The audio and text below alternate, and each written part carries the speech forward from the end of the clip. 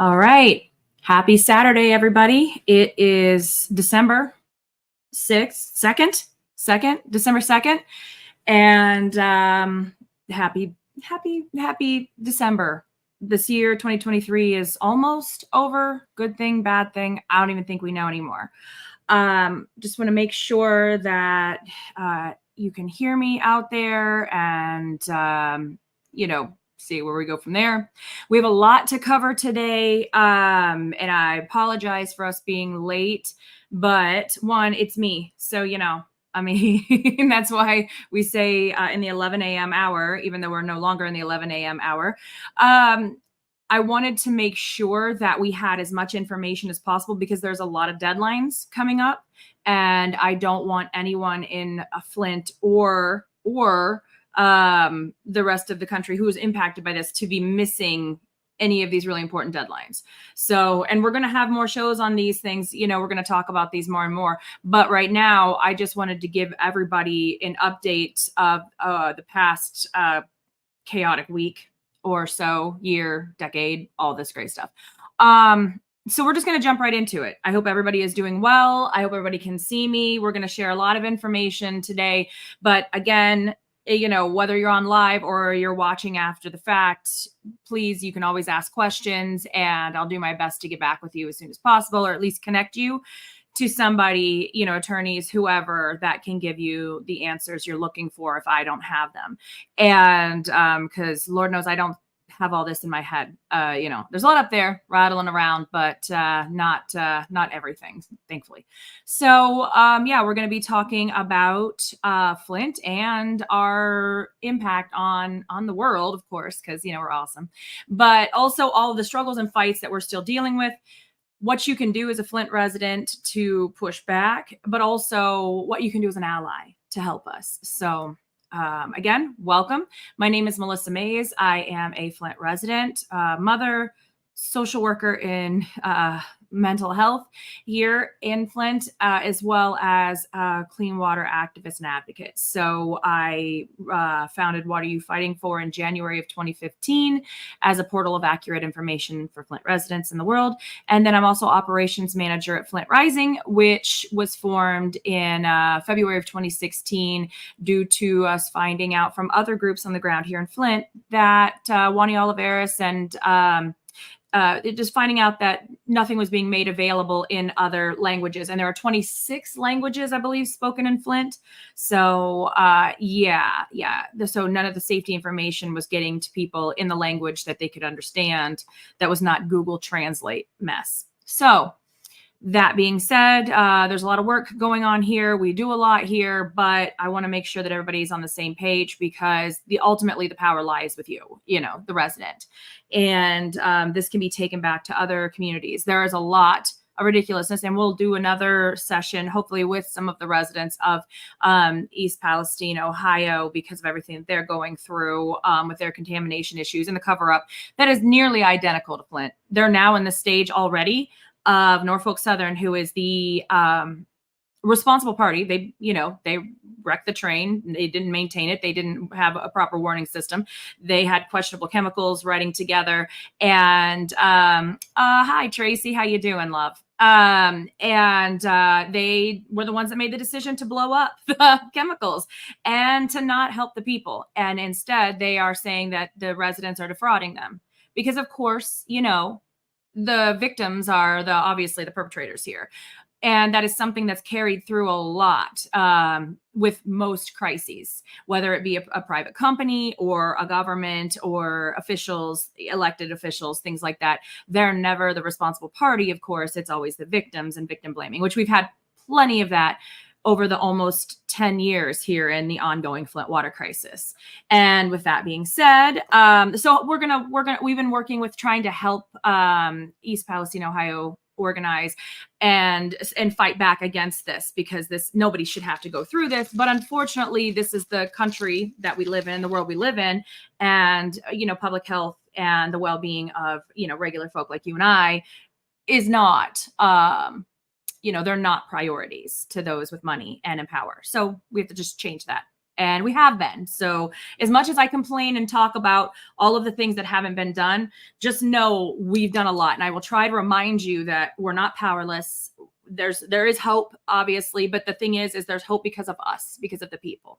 So, all right. So rolling into that, today is day number 3,508 in the ongoing Flint water crisis. And yes, April will be 10 years. And that is suffocating and overwhelming. And it's a lot, or numb. You know, sometimes it just feels like, yeah, whatever. But the thing is the fight's not over. Is the water safe? No, because just so you know, we have lead and galvanized steel service lines that should have been replaced by 2020 and was on pace to be replaced by the previous administration. However, at the end of 2019, we had a new mayor take office and put a stop to all the work. So we've had to go back and forth to court to reinforce the settlement agreement that was made among all parties. So the plaintiffs, which was, Concerned Passenger Social Action, Flint residents, impact residents like me, the Natural Resources Defense Council, which is one of our groups of attorneys, and the ACLU of Michigan. We settled with the state of Michigan and city of Flint. We all came to the table and agreed in March 28th of 2017 that all of the lead and galvanized steel service lines needed to be replaced at no cost to the residents as fast as possible and would be done by 2020. And we were on pace to do that. We had almost 27,000 lines out of 31,000, give or take, dug up and done by the end of 2019 going into 2020. And we still a question mark amount done. And since then, and still ready to be done. So knowing that we still have, when people ask us, why don't you trust the water? Trust, it's not even a trust thing. It is a common sense thing. And Nayyera Sharif, the director of Flint Rising, tells me that I got to stop talking about common sense because it's not there, right? Not with these officials and the people in charge of the pocketbook and, the program, basically. But common sense and knowing plumbers and working with the plumbers union, we know that as long as our water could be the most perfect water coming down from the heavens itself. But as long as it's being piped through rupturing, corroded, contaminated pipes, it's not going to be safe for everyone or anyone at that point because there's no way to stabilize it. We have a very unstable water system because the city and state pumped acid water, untreated, like acidic corrosive water through and through our pipes. So basically the distribution mains, the transmission lines, the lines in the street that take the water from the water treatment plant up to our service lines, which is where the service line meets at the street, at the curb box. And it basically then the service line goes to the house and goes to the water meter. And then you have your interior plumbing fixtures and appliances. All of these were corroded, contaminated, ruptured, destroyed, Swiss cheese, just destroyed by this acidic water. Okay, nothing was skipped. Now, the only reason that we can sue for the service lines, and unfortunately only the service lines, is because of the Lead and Copper Rule and the Safe Drinking Water Act. And the Lead and Copper Rule has been around since this version since 1991, which we're going to talk more about that today, about potential, improvements, I guess, and clarifications of this rule to protect, hopefully, public health. So we were able to sue and win. Made history. Flint residents made history, as we do. We sued and beat the government, got them to have to pay to replace the service lines. Unfortunately, only the service lines, but an important piece, one piece of the puzzle. And it was supposed to be done by 2020. Well, I don't know if you guys realize this, but if you leave bad pipes in the ground, they don't get better on their own. Holes don't heal themselves in metal, and corrosion doesn't just fix itself. Even if you throw chemicals at it, which that was the problem to begin with, was this chemical problem. Anyhow, so this is December 2nd, 2023. Is Flint's water safe? I'm going to let you tell me this. If you had the best, highest quality water piped to you through this, would you drink it? Would you give it to your babies? Would you give it to your pets? What do you think's coming out on the other end of this? This is galvanized, corroded, galvanized plumbing. would you drink this? Would you bathe in this? Would you drink water that came from this? There's your answer. So the answer is no. As long as the corroded infrastructure remains in the streets, in our yards, and in our homes, Flint's water will not be clean and safe, especially for our most vulnerable, but for anyone. Okay? But because Flint's amazing, we have not stopped. We have filed with the federal judge to, again, look at holding our mayor and city administration in contempt for completely ignoring and, just blowing past what the federal judge has ordered them to do, as well as the settlement that's been in place since 2017 to get the work done. Reporting's not done. They were supposed to have all of the excavations done by August 1st. They have not. There were still holes being dug up until this past week, which is interesting because Mayor Neely has gone on TV and done interviews and gone to groups, all this stuff saying that he feels that the city of Flint has satisfied the settlement agreement and that everything was done by August 1st. I don't make calendars. I also don't have a time machine, but it says on my computer right there, December 2nd. It's not August 1st, and holes are still being dug, and there's holes left open, and there's still people with service lines left in the ground. Okay, so that being said, work's not done. Waiting for it to get done, waiting to see what the federal judge says. So in the meantime, I'm going to do my same push. Okay.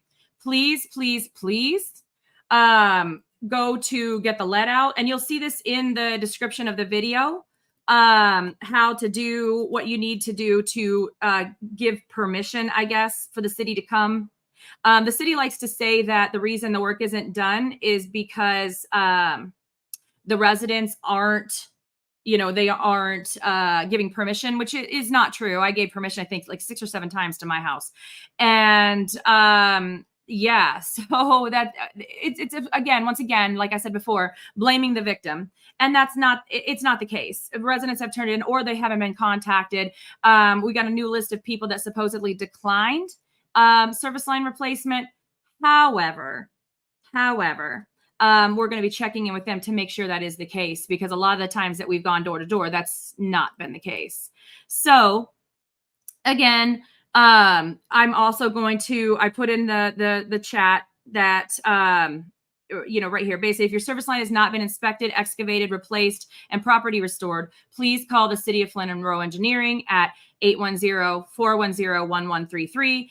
and or email gettheleadout@cityofflint.com and copy the attorneys at the Natural Resources Defense Council at flintpiperemoval@gmail.com. And please do this ASAP. And if you're going to call, please, get another phone to record this. So that way you have record that you did and that you tried.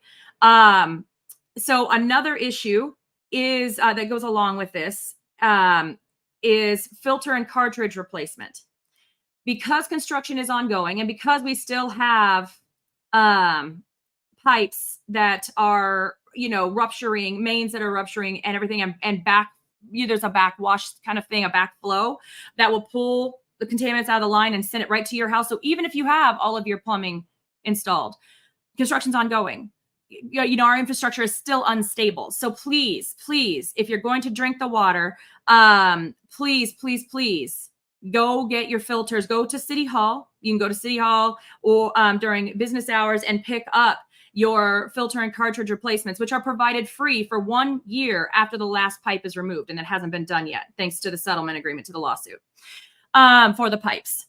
Also, you can call Public Health Navigators at 810-410-2020 to have them deliver water filters, water pitchers, zero water pitchers, cartridge replacements. This is required by the lawsuit. So, and for free, no cost to you. So you can get this delivered, as well as test bottles. And City Councilwoman Tanya Burns just said, it's shameful that this hasn't been completed. Absolutely. If there was a word that was worse than shame, because it's negligent in my opinion. And again, I also want to say that, I'm very opinionated for anybody who knows me. And I want to say that the views and opinions expressed by me aren't always, maybe they aren't, I'm not sure. The views expressed by Urban News Station, who lets us, have this time to share to the group. But also a lot of times it is because we all live here, right? We all live here. And there's no reason why this shouldn't be done. Now we're going to move forward to talk about water testing. Okay, so here you can actually, let's just say in 2015, with the help of Kurt Guyette, investigative reporter from the ACLU of Michigan, we were able to FOIA and find out in 2015 that the city of Flint and state of Michigan were lying and cheating on the water tests. Okay. They were testing in areas that had already had mains replaced or didn't have lead service lines. And the law, the lead and copper rule, being as outdated as it is, still requires you to follow certain things like tier 1 homes. You're supposed to go to the homes that are most at risk for lead contamination. So they have a lead or galvanized steel service line still. And if they have had their lead service line replaced, then they're supposed to go to homes that are tier 2. So they have copper service lines, but were built before 1986. So they have lead solder, okay, in the plumbing. And so these homes are highest risk, and that's what you want to look for. However, the city and state has made it their habit to not do that, to go to the least risk places. And we're going to talk about the lead and copper rule and the updates to that and the changes. But right now we're going to talk about what Melissa found out and is on fire about right now. And one of the, the reasons I'm late, besides it's me. So this here is residential sampling that can be found on the state of Michigan's website. So this is not something I made up. I wouldn't make something up this awful. And you can go to this website and check out. You can download PDFs. You can download Excel spreadsheets and this address in the chat. But then you can look and see the Flint water sampling all the way back to 2016 when we had petitioned the EPA to come in, and the EPA issued their emergency order where they would be overlooking and watching the testing because there had been so much lying and cheating, which of course, at the end of the day, yeah, I get it. You don't want to do things to fix the problem, but you're harming and putting the most vulnerable at risk. And those who maybe weren't vulnerable, maybe like people like me who did not have an autoimmune disorder before all of this, you're making them vulnerable. You're causing permanent damage. But again, it's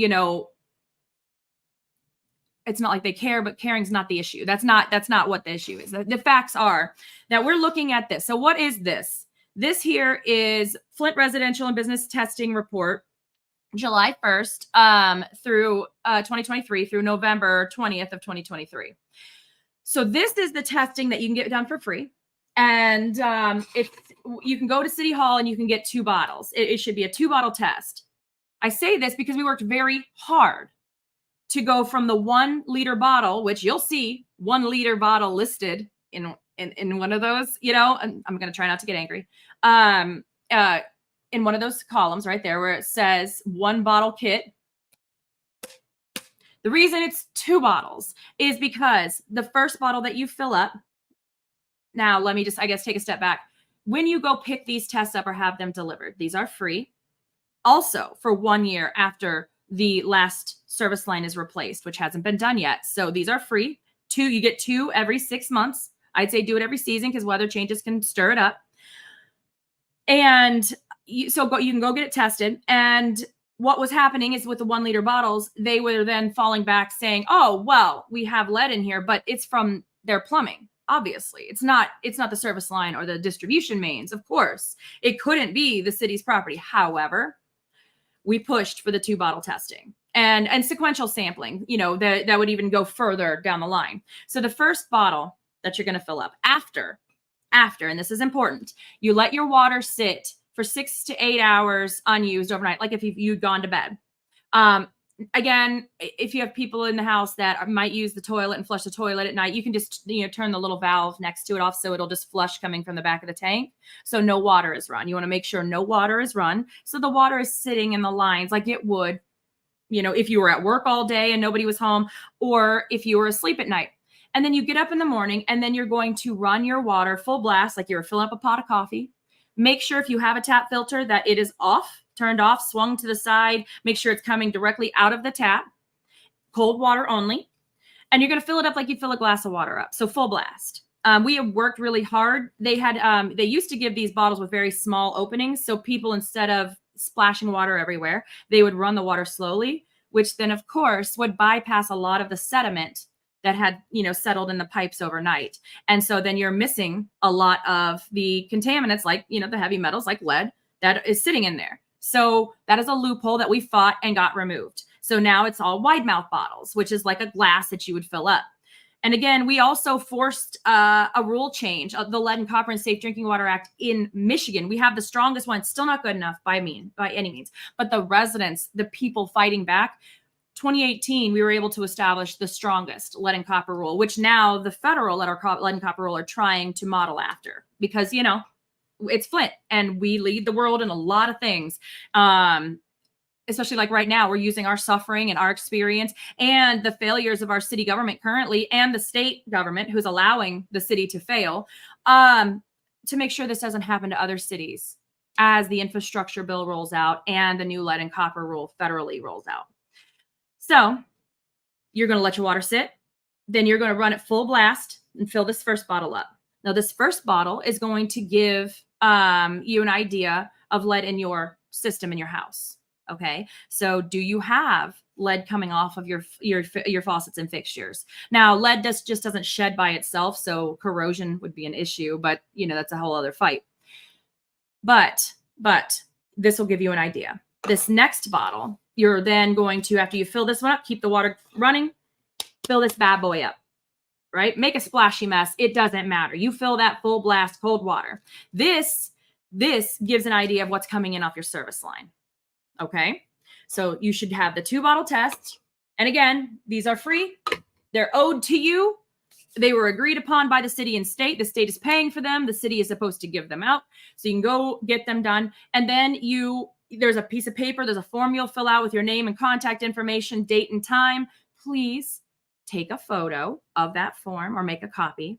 And then go drop it back off, and you should get a receipt that has a test kit number. So you'd have a tracking number basically, and jot all this down. And you should hear back. Now, the state law says that you're supposed to hear back within 24 hours if they test and find you have high levels of lead over 15 parts per billion. Now, let's clarify that the only safe level for humans, pets, children, babies, pregnant women, senior citizens, healthy adults, immunocompromised is 0. Lead is a neurotoxin. It has no good benefits to your body and harms basically everything it touches.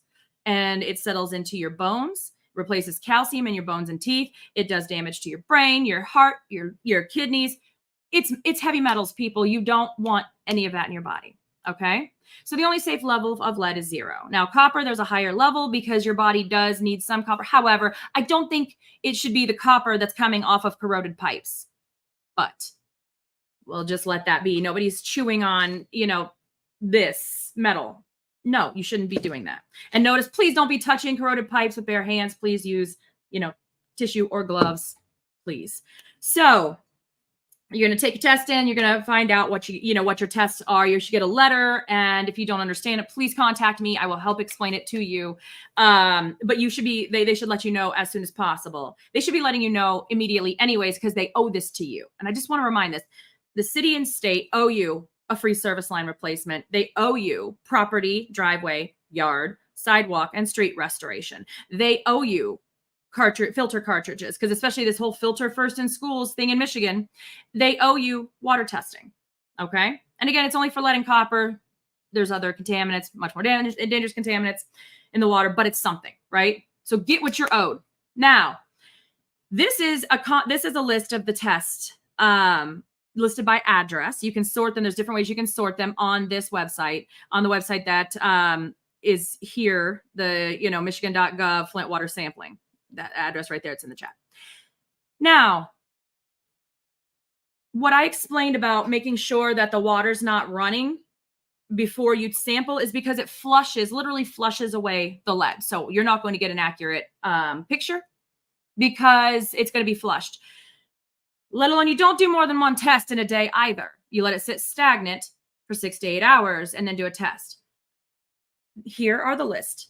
What's in yellow? What I've highlighted through these pages. And unfortunately, there's only 157 samples, which is heartbreaking. We need to load this back where we had thousands, folks. because this is, a picture. And this is what they're trying to go off of, saying everything's better. So there's 157 samples on this list. 62 of these samples, which is 39.5%, are highlighted in yellow. Would you like to know why? Well, probably. Otherwise, you wouldn't be sitting here listening to me rant. The yellow highlights are addresses, which is over here. And I didn't want to dox anyone, so I scrunched them up. I scrunched the columns up so we could kind of protect folks. Because, and same thing with the sample number over here. I scrunched them up in the Excel spreadsheet before I turned it into a PDF to make sure that we weren't doxing anybody, because that's their personal business. The yellow, and we'll get to what the orange and the red mean here in a minute, but the yellow are homes, addresses that were sampled twice. And notice over here in the date, on the same day. Now, we're not going to talk about how many are only the 1 liter bottles, which is not the proper way. But here we go. So 39.5%. And now this is why I'm mad, because anybody who knows me, the lead and copper rule, lead service line replacement testing has been my life since January of 2015. Pretty boring, right? But as boring as it may be, it's important to see this. 39.5% of tests. So 62 out of the measly 157, because, obviously the city and state aren't pushing people to get their water tested because they don't want to see what's going on and they want to say everything's better. These yellows are all addresses that, like this one, this first one here. This is the same address. You can see the first two and the first couple letters on the same date. Why in the world are you doing this? One, to make it look like more people are testing. And two, if you're testing twice in one day, you're lessening the chance. You're lowering the chance that you're going to find anything, because you're literally flushing the evidence away. Hello, it's 2023, not 2015, when you were sneaking around getting away with this. But they figure most people don't care anymore because we're exhausted, and we have every right to be exhausted. And we're busy trying to, survive and push back and live and try to help others and our families. Because have you seen this, dumpster fire of a world? Yeah. Well, some of us, though, don't have much as for social lives. So this is what we look at. And this is what makes us angry. So, okay, that's bad. So that's one thing that's infuriating. Now, what's the red, you ask? Or you didn't ask, I'm just going to tell you. The red, because the action level, very clearly the action level, meaning if 90% of the tests that the city are doing, they take their sample pool, they toss out the highest 10%, which is messed up, because that's just like, a big too bad to you, to the people with the highest lead levels. And then they take an average of the remaining 90%. If that remaining 90% average is over 15 parts per billion, proposed to be down to 10 parts per billion for the state lead and copper rule, as well as federal. We'll talk about that. Again, has nothing to do with safety. It's an action level, meaning there's something wrong with the corrosion control and the water treatment. And that municipality, the water utility, the privatization company, whichever one you have, has to do something. They have to act. That's why it's an action level, because that's a bad thing. Now, the red is what they consider bad, which is over 15 parts per billion. Just want to show that this one here was 14,650 parts per billion. Again, the only safe level of lead is 0. The action level is going to be moved down to 10 parts per billion, hopefully, but the action level is currently 15 parts per billion. 5,000 parts per billion is hazardous waste. This household had 14,000. 14,000. Okay. Just so you know. So when people say, oh, we have worse lead than Flint, well, I hope not. And also, what kind of contest is that? No, we shouldn't have a contest of worse water. But no. Now, what's in the orange is anything over 0. Dark orange, which you will see. So we have people that are testing at 4, 1, 2, 9, 7, lots of them, right? So anything over 0. Dark orange is anything that's over the proposed lowered 10 parts per billion, which we have several of those. We also have super high copper in this house, or in this house that was tested right here. So yeah, then we've got, 39, 23, 25, where they average out the 2 bottles. We've got 30, and then we've got 5. We've got, so here we go. Now, again, even though they duplicated testing, and some of the tests in the same house still showed lead in both tests. So I guess, it wasn't a total, loophole in flushing the lead away, because they showed up in both samples. You can see there's several that have orange in, both yellow and non-yellow addresses, meaning that, they took 2 tests at the same house on the same date. And so, which is cheating. I mean, so basically, like, the second test should show no lead, because it should have been washed away, unless it was coming from the distribution mains, which nobody wants to talk about, but that's the next thing. It's coming from the mains in the streets. But yeah, so then we're looking at this. So even with the fact that it is completely unethical and improper to test twice in one house, and I believe probably a violation of lead and copper rule, but then again, you've got the state of Michigan and city of Flint, policing themselves. So we'll see what happens next. But 47 out of the 157 samples collected had lead above 0 parts per billion. That's 30%. 30% of the measly amount of tests taken had lead in their water. So, a concern, right? So is Flint's water safe? Not as long as we're pulling it through, because even trying to loophole the test and take 2 tests in one day with using only the 1 liter bottle, didn't wash it all away. So what do? Go get your water tested, everybody, okay? And even if it comes back 0, please test again. Not the same day, because it's only a snapshot in time. And as weather changes, heavy trucks drive over, mains rupture and break, because we're going to come up to main break season again when the water freezes and everything, and the weather changes. But at the end of the day, please filter if you're going to use the really expensive tap water we're dealing with. Okay, please filter, and please take care of yourself. That is number 1. Now,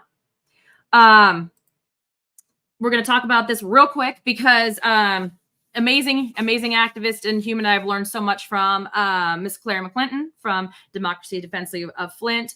Let me know that there is a lot of questions about the WIN funds, which is the Water Infrastructure Improvements for the Nation. And it was a grant that was issued December of 2016, right before former President Obama left office. And then the money went through being frozen once Trump took over, long story. And it ended up getting granted to Flint March of 2017, once the funds were released from the EPA, after the EPA had their money frozen. So basically it was, and then the EPA had also granted $100 million to Flint, but it started off as $170 million. And then there were chunks taken off by the state of Michigan. So $20 million for our state revolving fund loan.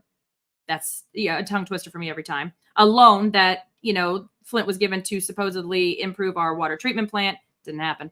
So the state took that money to pay themselves back. They also took about $50 million for the Flint Water Medicaid expansion for children up to the age of 21, because we didn't get Medicare for all like we had been demanding. And then they also took about $40 million to help pay for some of these lawsuits for the pipes, which is just frustrating. So, and you can actually go and find out where, where the money is gone, how much it's gone to. But I'm going to put the link to this document in the chat.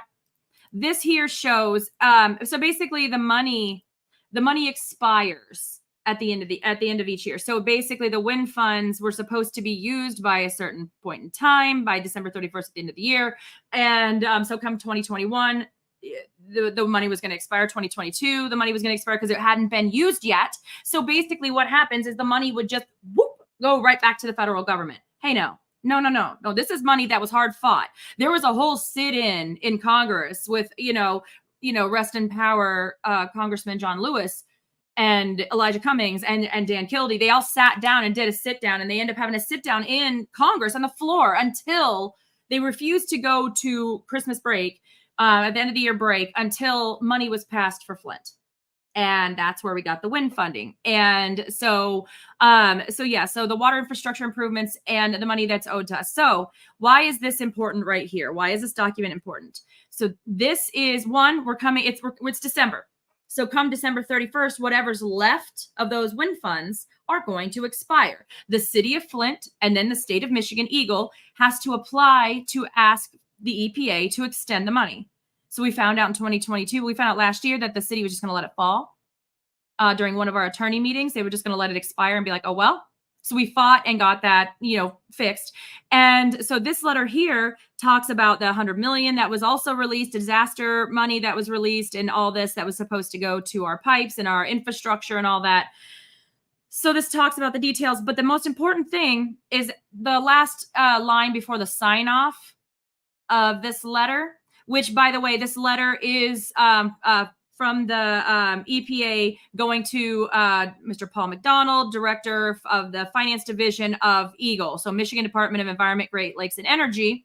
And this was August of 2023, so this was just a couple months ago.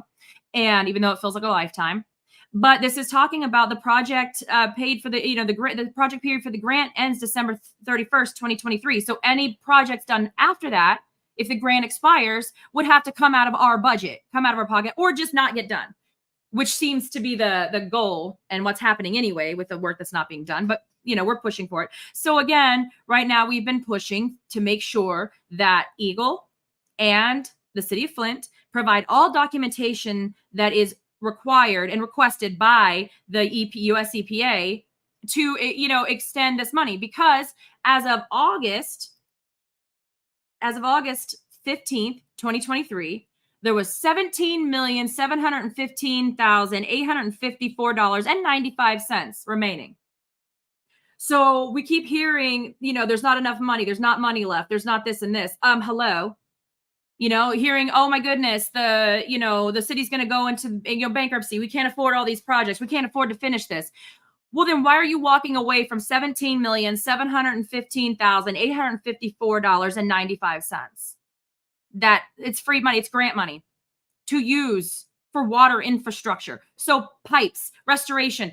I mean, they could be helping us with, internal plumbing and, and this is even included. This is not the ARPA funds, everybody, which has been a huge thing. I don't want 82 million of my 72 million to go to Buick City cleanup. I think it should go to interior plumbing. So, we don't have to drink water through stuff that looks like this, because this is my interior plumbing. This is some of the plumbing that got destroyed and leaked in my house.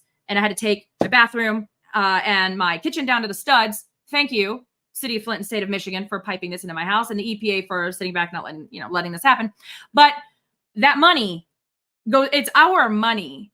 The city needs to use it. The state needs to approve it. They need to get everything together, because as of August, $17,715,854.95 of the, $100 million is still sitting there waiting to expire. So we need to call Eagle. We need to call and push. We need to push our city administration. Right now, we need to push our state reps, state senators, and mayor and city council to make sure all documentation is been turned in before the end of the year. So that way the money gets extended and it doesn't just disappear. And we can maybe finish at least one project, the service line replacement program. So maybe we can finish that and then maybe start looking at the distribution mains and things like that. So I just wanted to share that with everybody, that yes. And here's on the EPA's website, it's in the chat. Here is the link where you can download this file and you can look up more information about this, because how the EPA's helped and what they've done to manage these grants and all this stuff. Because federal money like this has to go through the EPA, that's granted to, was approved by Congress, given to the EPA to grant it to the state of Michigan, who then, is reimbursing Flint on the project. So again, Flint does the work and then the state pays for it out of these funds. So there we go. Okay. So that's pretty big. That's a big deal. This is stuff that we need to push, and we're going to continue to talk about this every week because it's very, very important. But now we're going to go on to, other amazing things that Flint residents have helped do, and the Flint water crisis has done. First of all, it woke people up that, hey, maybe our water's not good. And also maybe we should be taking care of our infrastructure. you know, kind of like ostrich syndrome. If you don't see it, it's not there until your water becomes discolored. But again, orange and brown water, that's iron corrosion. That's not good. That's a sign something's really off. But the clear water, the contaminants like lead that do not have a color, taste, or odor, that's extremely dangerous. That's why it's important to get your water tested, even if it runs clear. I mean, that's the clarity. Clear water doesn't mean it's safe. So this was huge, and this is where I disappeared this week a lot, was the EPA on the November 30th, the EPA announced the proposed lead and copper rule improvements. So lead and copper rule has been around since 1991. We're not going to get into all the details today because it's going to be a whole other thing. And we're going to do, I know Flint Rising is working on informational sessions like we had done before for the state lead and copper rule improvements. And we're going to submit public comment. We have as of the 30th, we had 60 days to get, you know, everybody educated up to speed so we can submit public comment on things that we need to see improved and changed. Because I'm going to tell you right now, water utilities, privatization companies, management companies aren't going to want to do these improvements. So they're going to be making comments saying, hey, we don't want to spend this money. We don't want to do this work. Because one of the bottom lines is that, you know, the Biden administration had said they wanted all lead service lines removed within 10 years. Now, that's great. However, 10 years of drinking through this, that's one of the issues that I have with it, and many of us have with it, is 10 years is too long. And for some cities that have, you know, hundreds of thousands of lead service lines like Cleveland and Chicago and let me see, Pittsburgh. There's a bunch of cities that have so many lead service lines. They're allowed in this rule extensions where they can take up to 40 years. Milwaukee's one of them. Yeah, and that's a no. So these are just proposed improvements to an existing law, and we have a say. We have a choice to speak up and make our opinions known. So I'm going to put this link in the chat as well, and we are going to look at what's next. And there's a lot in here that we need to talk about. That's good, that's bad, all this, you know, but it's huge. It's not huge. Honestly, it's, you know, bipartisan and all that great stuff, which, hello, this isn't Democrat or Republic or Libertarian. Nobody should be drinking through anything that looks like this. Okay. Clean, safe, affordable water should not be a political issue. It's a human issue. It's a public health issue. It's not a political issue. So we should be able to reach across all the aisles to shake hands and say, hey, yeah, let's not be poisoning everybody alive right now and future generations. Let's do better, because we've learned something from the Flint water crisis and Benton Harbor and, you know, and again, Chicago, East Chicago, Milwaukee, all of these cities, Newark, New Jersey, all of these cities, Cleveland, that have done the work to try to get this fixed. So yeah, there's a lot of really good information. Here is a fact sheet that talks about just a summary. It's kind of like a you know, just a general overview of some of the changes that you can download and take a look at. And I will share the link for that as well, because, you know, it's me. Hey, Jeff. Yeah, Florida. I mean, this is the thing. We talk about this in Flint because we are here, right? And even though we're not the first to be poisoned, we, for whatever reason, whether it be timing or if it be, you know, we hit hard, and we finally got people to listen. Like, hey, this is bad. You know, this is bad. So how about you don't poison people? You know, we knew lead was bad, and we took it out of gas and paint, right? And they stepped forward and did a lot of stuff with the lead abatement program for getting lead paint out of homes. It's still ongoing, but it's been progress. But I don't drink lead paint, and I also don't drink lead and gas. I know there's a lot of exposures, and it is a huge concern. I'm not downplaying that it's a concern, because it is, and it's a problem. But I drank water. I brushed my teeth with this. I gave this to my kids, my cats, my dogs. You know, like, we gave this to our families. And for babies who aren't crawling, moving yet, it can transfer through lead can go through breast milk. And for people who are making formula, that's the only source of, you know, nutrition that a baby's getting. It takes lead the size of a grain of salt to poison a child. Okay? So it's serious. And so we've worked hard to do this. So public input and participation is critical because one, it's us, the public, that's going to be impacted by these rule changes. And so the EPA welcomes public input, and they're going to have hearings on it, written comment, video comment.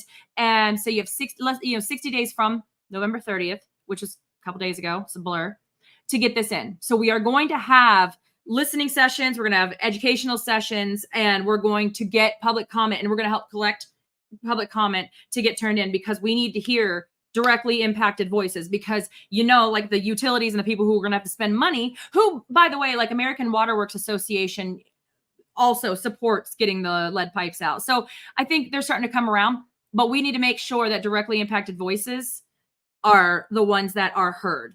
Okay, the loudest, because we are the reasons that this is moving forward, but also we're the, you know, the things that should, you know, the directly impacted people in our crises and our disasters should not be replicated. So there's a lot of things in this rule that, you know, seem to be good. It's, yeah, I think it's like several hundred pages, 800 and some pages. So there are attorneys that are going through it for us, that are helping us. So we are going to be passing it on to educating everybody. But I just want to congratulate Flint residents and all poisoned folk who have said, nope, you poison me and that's not okay. We're not going to let you do this to other people, right? Even if I don't like my neighbors, even if whoever they voted for, it doesn't matter. Nobody should be drinking through anything that looks like this.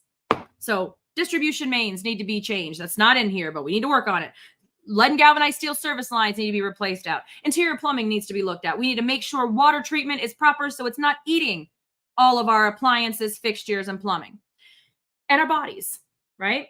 And we need to make sure there's supports. We need to make sure there's proper education, there's proper notification, proper testing, like what I covered earlier with the nightmare of bad testing that's going on and not accurate testing and just lack of testing altogether that's still going on in Flint, but yet they're bragging that, hey, our, 90th percentile is 9 parts per billion. What? Still not safe. Zero is the only safe level. Now, this has been about lead a lot because, again, a lot of these other contaminants are not regulated yet. So if we can try to push forward and make clean and safe water on the forefront of all the way across the aisles, call your city council, your mayor, if you have one, call your state reps, your state senators, your federal senators, and your federal Congress people in your House of Representatives, and call them and push and say, this is important because your voice matters. You're their boss. And we need to make sure that the people, the most vulnerable, and everybody is protected, because nobody deserves to go without water or to go without clean and safe water, period. End of topic. So we have a lot that we've covered today. There's a lot of links in the chat. If you have questions, let me know. Please share this with other folks that you know, especially if they have questions about water testing, if they have questions about what's going on with the lead and copper rule federally, what's going on in Flint, especially allies and folks who are going through their own water crisis, which is horrific. But we've learned a lot from Flint. We're still learning. We're still going through court. We're still trying to iron all these things out so this doesn't happen to everybody else. And because remember, if Flint doesn't get fixed properly with all of the attention and all of the hearings and all of the everything, no city's going to be fixed properly. And that's not acceptable, period. So, all right.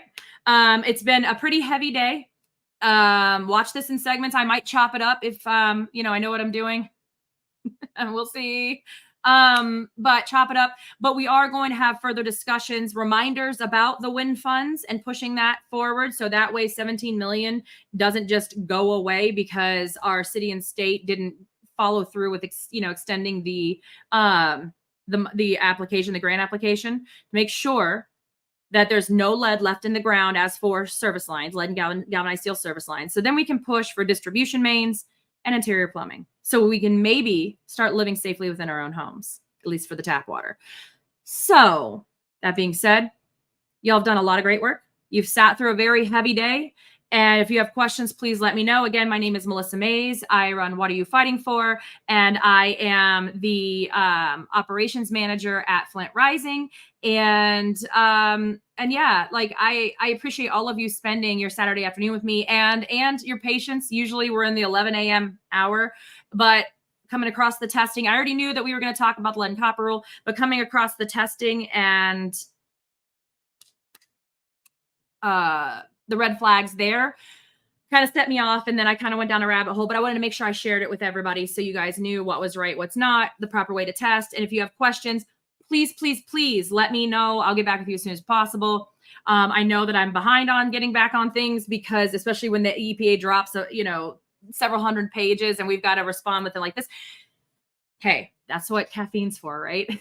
So, and Jeff, hey, no problem. No problem. I just don't want, also in all this is all the doctor's appointments that we have to go through and watching, our kids struggle and succeed, by the way, because again, one of my things I've been saying since 2015, we're not victims. We've been victimized, but we're not victims. We're fighters. And we're going to survive this. We're going to continue to push forward so this doesn't happen to anybody else. And every single one of you has made a difference and will continue to make a difference as long as you don't give up. Don't give up on us in Flint. Don't give up on yourselves because we're amazing and we deserve better and we're going to get it. Okay. That being said, I'm going to give you your Saturday back. Please share this with people that you might think is helpful, that would help them. And we'll keep doing updates and I'll see you back next Saturday, hopefully on time. If not, I'll put a post up, but I will be here and you'll see it. And even if it's not live, I'll get it out to y'all. But again, thank you for spending Saturday with me and have an absolutely, absolutely wonderful rest of your weekend.